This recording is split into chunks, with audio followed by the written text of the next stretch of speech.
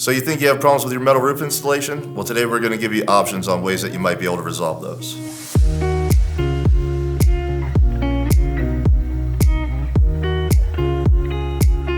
Welcome to the Metal Roofing Channel. Today we're going to be talking about if you're a homeowner or a building owner and you have issues with your roof. They might be aesthetics, you might have a leak. We're going to discuss those topics and the different options you have as far as getting them corrected. I'm Jeff Hock, Technical Director for Sheffield Metals. Dave Stubbs, Assistant Technical Director for Sheffield Metals. First topic we're going to talk about is if you have problems during your installation. So what are some of the things that could happen during your installation? Well, definitely a leak is obviously a problem, but that can happen during the installation or post-install. You might notice a leak inside the house. Obviously a major problem. If it's during the installation and say you notice a leak somewhere that the roof hasn't been installed yet, probably an easy fix. It's a drying problem. Yeah, definitely. I mean, that's an easy fix. But post-install, most times it's valley conditions, penetrations. Generally, panels don't leak. It's generally the trim, whether it be a transition, a hip. Definitely valley condition is probably the most predominant area in which leaks happen. So if it's during the installation, obviously that's something you want to bring up to the contractor right away. But let's talk about just bringing it up to the contractor. 99% of the time, the person you make a deal with and you sign a contract with isn't the guy up on your roof installing it. It's important to have a point of contact throughout the installation process that if you have issues, you know who to call and they're going to be there to address your issue. Absolutely. You're paying the money for what you have expectations for, and one of them is for it not to leak. But at the same time, let's face it too, if a homeowner or building owner goes up and tells a construction crew to stop working, more than likely that might cause some more problems than not. Yeah, absolutely. Because the direction to the roofing crew needs to come from their boss. So that's why it's important to have your point of contact and know who to contact. So that's first and foremost, and that's if it's concerning a leak. So another problem you might see on your roof that you think is a problem is they're installing things a way that you haven't seen before, that you haven't researched. Could it be an issue? You know what? It absolutely could be an issue. Are manufacturer details the only way something can be installed? No, I mean, there's a ton of different ways that things get installed all day, every day throughout the country. It doesn't mean that if something is necessarily different, that it's bad. Yeah, a lot of manufacturers have very, very similar details. There's an old way that prescribes to a certain way to install. There's new, more functional ways to do it. Neither is necessarily wrong, but it's more about functionality and not having the roof leak. Right, and manufacturer details, at least in our situation, we have to create a set of details that can be used all over the country, from high velocity hurricane zones in South Florida to, snow country in Montana where, it's freezing 7 months out of the year. Yeah, 10 feet of snow on the roof. Right, so we got to have details that can be applicable to all those situations. So, a contractor might have details that they use that aren't necessarily manufacturer's details, but that doesn't necessarily mean they're wrong. I think the first thing I would do if I saw a contractor installing something that I wasn't familiar with, I'd call my point of contact again and ask them. I'd be like, listen, how is this being installed? And can you explain it to me how this keeps water out of my system, or how my roof is still going to be able to expand and contract, whatever your concerns are as far as functionality. But then start getting into aesthetics. Aesthetics are a completely different story. Absolutely. There's a whole different spectrum of things aesthetically that could be wrong or maybe just not aesthetically pleasing. There's installation details out there that are just flat out ugly, but they don't leak. Correct. Hopefully these are all things you talked about before, with your contractor before you started having the installation done. And you can refer to them, if there was a problem, say, hey, I thought we were going to install it X, Y, Z.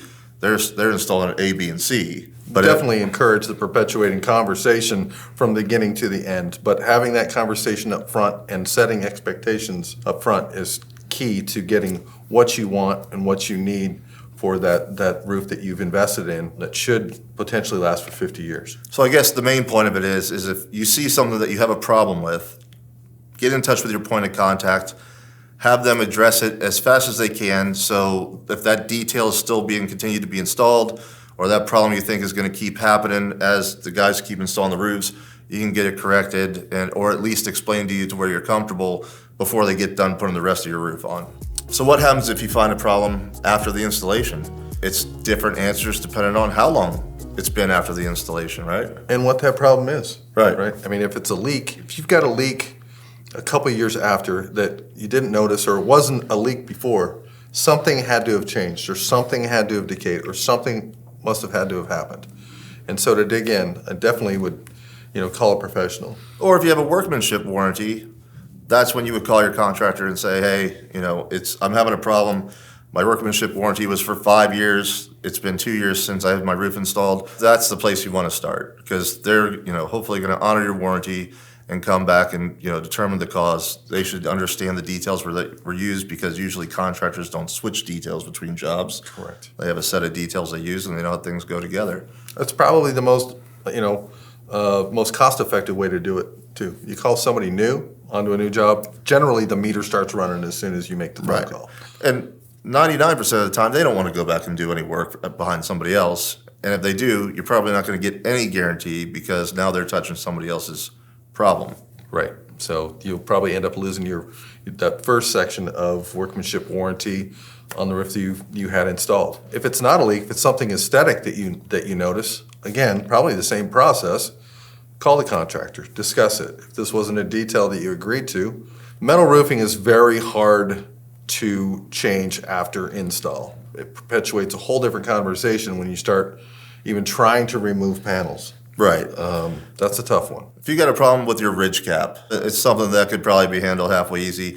You got a problem with the rake flashing, if it's a box style rake, probably something pretty easy that could be handled. Eaves, panels, valleys, maybe sidewalls, head walls, depending on how they're installed. Those are all going to be a lot more difficult and require a lot more labor. Unless you installed it, you really don't know how that whole thing went into the assembly. Right. So that makes it difficult. But again, your first point of contact, if it's been 2 days, 10 days, 30 days, is going to be your roofing installation contractor. They're going to be the ones that you want to contact first because they're going to be the ones that are going to be most likely to be able to help you in your situation. We talked about leaks, we talked about aesthetics. Pretty much all of it has been contacting your contractor. So let's talk about how to go about that, what that might look like. During or after the installation, how you're received is really going to depend a lot on how you deliver the message that you have. You probably just got done spending a bunch of money or you're about to spend a bunch of money on a metal roof. And if there's a problem, you're probably not going to be exactly happy about it. The way you conduct yourselves really goes a long way when you deal with installation contractors, roofing companies, or quite honestly, anybody, especially when you're trying to get something wrong. So if Dave's my roofing contractor and I'm like, yo, there's a problem, but it's your problem, you need to fix it. Yeah, well, I mean, the conversation is perpetuated instantly. I'm putting on my defense mechanism. It doesn't have to be an irritant or a bad conversation. It could be, hey, I need help on this. My roof doesn't look like I think it should look or something like that. I always propose a phone call and probably a follow-up email with pictures attached. Pictures are pretty easy to allocate or get for the most part. If you're seeing something, you should be able to get pictures of it.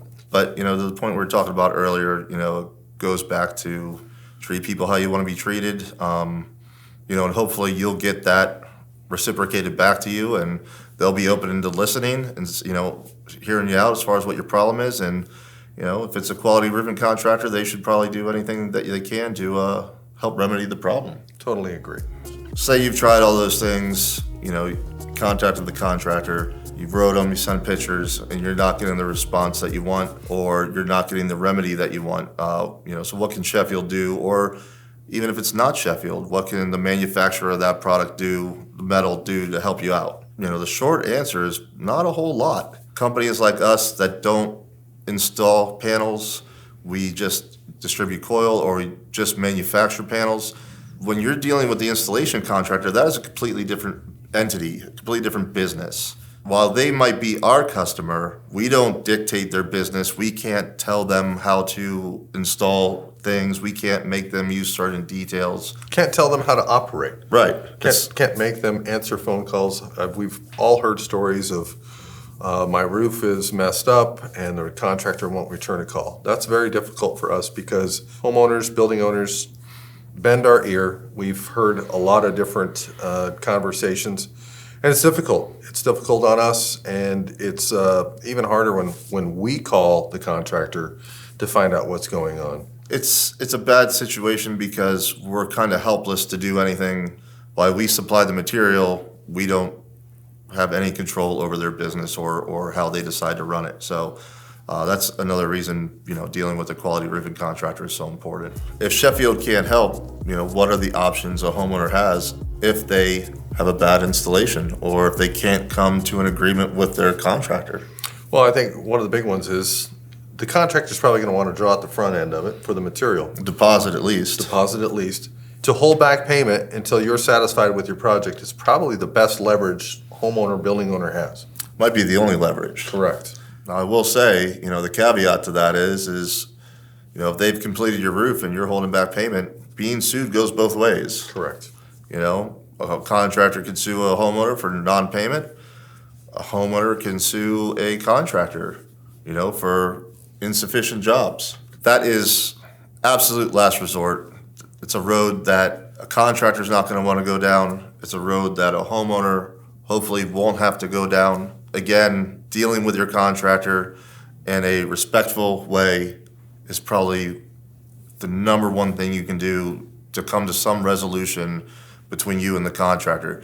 It might be, if it's a problem with a detail that they're concerned about leaking, it might be like, well, instead of a 5-year workmanship warranty, we're going to give you a 15-year workmanship warranty to give you that peace of mind, saying that, we are comfortable as a contractor on how we installed your roof. If it's aesthetics, it might be, hey, we'll fix X, Y, and Z, but A, B aren't going to happen without a complete re-roof or tearing things up, and that's going to cost you extra money if you want to do that route. There are options, but once again, it's that communication factor.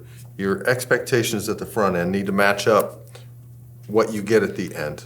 And so that constant discussion, that constant communication, making sure you get what you want as a building owner, homeowner from your contractor. Bringing up your concerns as soon as they happen and not waiting, I think can help, remedy a lot of those situations. Thank you for watching. Look forward to more videos on the Metal Roofing channel, and we'll catch you next time.